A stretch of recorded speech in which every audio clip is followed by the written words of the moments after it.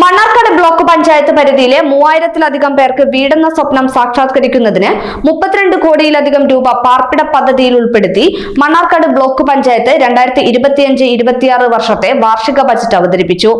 Block panchayat vice പ്രസിഡന്റും ധനകാര്യ സ്ഥിരം സമിതി ചെയർമാനുമായ ബഷീർ തെക്കനാണ് ബജറ്റ് അവതരണം നടത്തിയത്. 205.5 കോടി രൂപ പ്രതീക്ഷിത വരവും 195 കോടി പ്രതീക്ഷിത ചെലവും കണക്കുകൂട്ടിയ ബജറ്റ് ബ്ലോക്ക് പഞ്ചായത്ത് വൈസ് പ്രസിഡന്റും ധനകാര്യ സ്ഥിരം സമിതി ചെയർമാനുമായ ബഷീർ തെക്കൻ അവതരിപ്പിച്ചു. വിദ്യാഭ്യാസ പുരോഗതി കണക്കിലെടുത്ത് 1,10,25,000 രൂപയും പട്ടികജാതി പട്ടികവർഗ ക്ഷേമം 8.5 കോടി രൂപയും വിദ്യാഭ്യാസ പുരോഗതി കണക്കിലെടുത്ത് 1,10,25,000 രൂപയും പട്ടികജാതി പട്ടികവർഗ ക്ഷേമം 8.5 കോടി രൂപയും കൃഷി മണ്ണ് മൃഗസംരക്ഷണത്തിന് 1,24,00,000 ആരോഗ്യ മേഖലയ്ക്ക് 1,47,00,000 പൊതുമരാമത്ത് 9,66,00,000 എന്നിങ്ങനെയാണ് ബജറ്റിൽ ഉൾപ്പെടുത്തിയിട്ടുള്ളത്.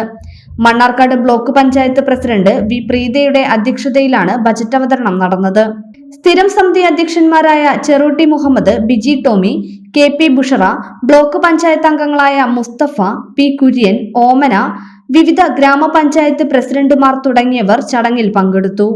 കഴിഞ്ഞ കുറേയേറെ വർഷങ്ങളായി നാം ഓരോരുത്തരും ആഗ്രഹിച്ചുകൊണ്ടിരിക്കുന്ന ഒരു സ്വപ്ന പദ്ധതിയാണ് മുഴുവൻ ആളുകൾക്കും സ്വന്തമായി താമസിക്കാൻ ഒരു വീട് നിർമ്മിച്ചു നൽകുന്നതിനാവശ്യമായ പദ്ധതികൾക്കായി ബജറ്റിൽ തുക ഉൾക്കൊള്ളിക്കുക എന്നത്.